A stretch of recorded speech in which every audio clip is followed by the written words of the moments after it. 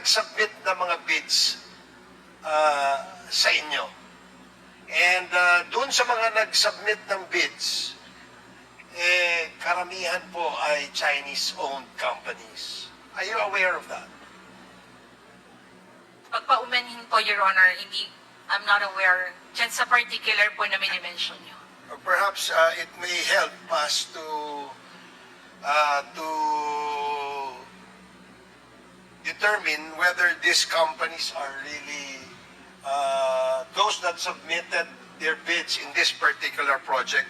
Can we ask the Secretariat to show the slide of these Chinese companies who joined the Aurora Polanco transmission line project?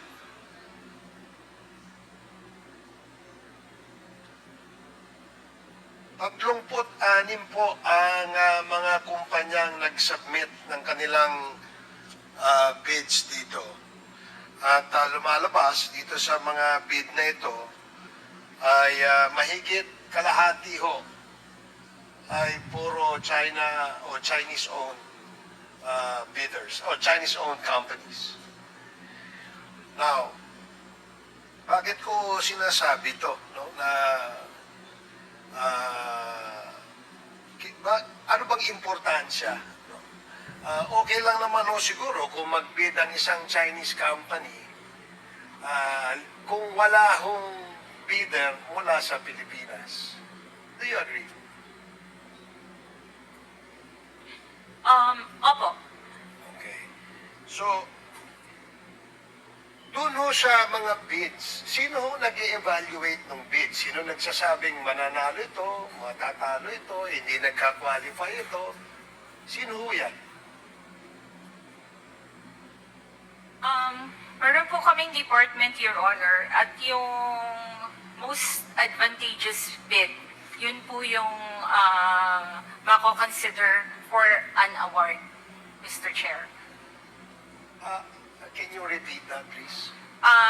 Meron po kaming department that who evaluates kung ang most advantageous bid,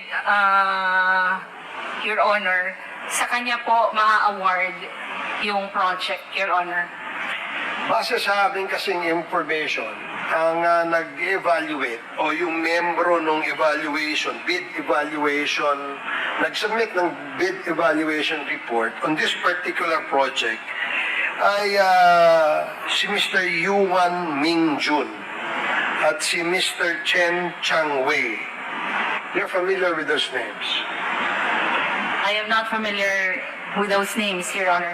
Yes, I agree because you were not there yet. No, this was 2014 project. So for those who were already there in 2014, you're familiar with these names.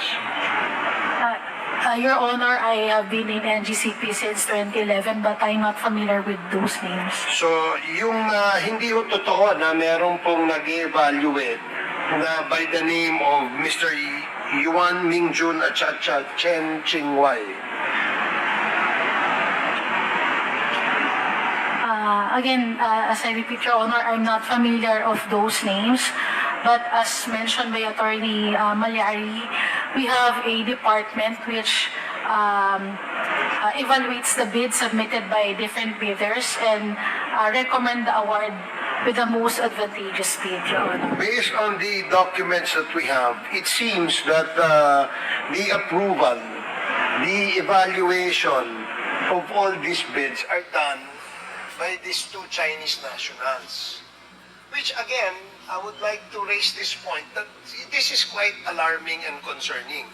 Kanina, sinabi natin yung pagbili ng lupa, Chinese ang nagdidesisyon. Yung pag-implement ng project, Chinese ang nagdidesisyon. So, again, can we ask the Secretariat to please flash on the screen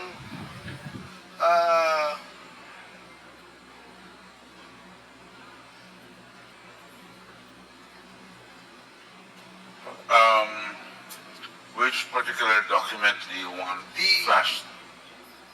I think, ayan, These are the bidders, no? These are the bidders doon sa project which I specified, no?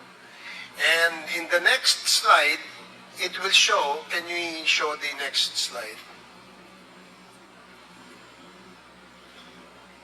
So, majority po ng mga kumpanyang ito ay China-owned corporations.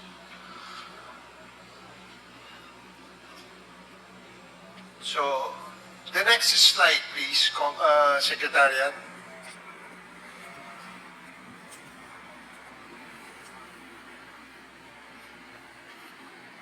Kanina ho kasi na-raise na po ito ni Congressman Suarez.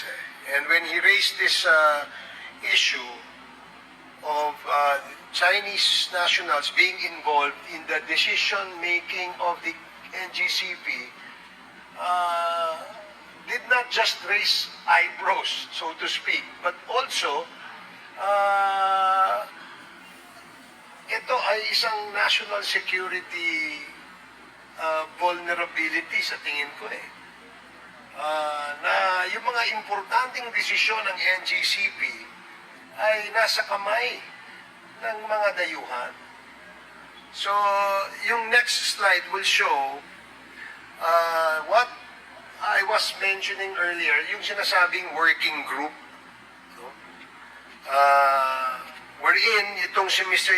Yuan Mingjun at saka si Cheng Changwei, the chairman and the alternate chairman of the working group, no, are the ones deciding. So,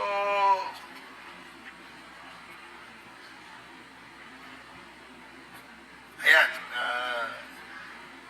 yung name na Uyang, ayan, that's July 11, 2014, the so-called working group, the chairman of that is Yuan Mingjun, and the alternate chairman is Chen Changwei.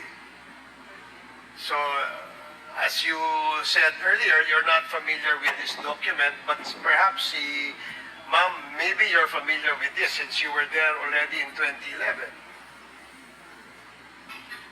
Your Honor, I'm not familiar with this document. So, you're not familiar with that. So, dalawang bagay lang ito. Yung research namin at yung base sa dokumentong sinasubmit nyo sa amin ay yun mga information that we'd like to be clarified on. That's why we ask these questions to you. Now,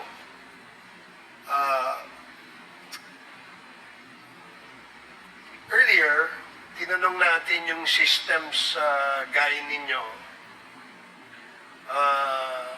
kung ano yung procedure, no, para i-shut off.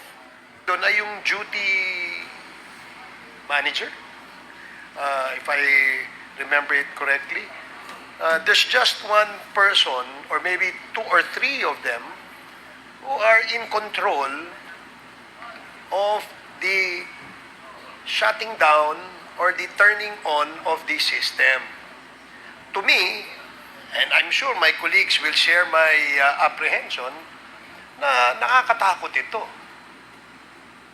Nakakatakot ito. And this is, again, something that we should really correct and we should look into, Mr. Chair. Now, other issues that were raised earlier by Kong Dan Fernandez were quite alarming too, no? Especially dun sa violation sa Section 8. But listening to the NGCP, definitely the first reaction is to deny, no? And to, short of saying, disagreeing with the observation of Congressman Dan Fernandez. And we respect that. It's just that we're all here para ayusin itong sistemang ito at hindi ito, hindi mangyari yung kinakatakutan natin na maaari at posibleng mangyari, considering that we have now an issue with China in the West Philippine Sea. I cannot imagine utility companies being managed and operated by quote-unquote, the enemy. I'm sure you wouldn't want to sleep with your enemy. Majority ng ating mga kababayan na nakikinig ngayon ay nagtatanong. Totoo ba na kapag halimbawa nagkaroon tayo ng alitan sa ating kapitbahay na China, isang pindot lang ba nila, mawawala na ang power sa atin? That needs to be answered. The Filipino people must be informed. They need to know kung ito ay posibleng mangyari. Pero sa sagot kanina, parang posible. Parang posible. Unless you have a better reply to that question, ma'am. Mr. Chair, nandun ako sa likod nung kausap niyo si aming Mr. Clark Agustin. Yung scenario niyo po kasi na bigay sa kanya is si terorista na sa kwarto na. But ang ano po is, bago siguro nakarating si terorista doon, kasi po yung control center namin are physically secured. And insofar as yung mga tao na mag-on at mag-off ng mga equipment, there are switching procedures which includes validation between control and substation. So, sa hypothetical scenario, it appears na hypothetically it can be done, pero sa tunay na buhay, Mr. Chair, may kalabuan.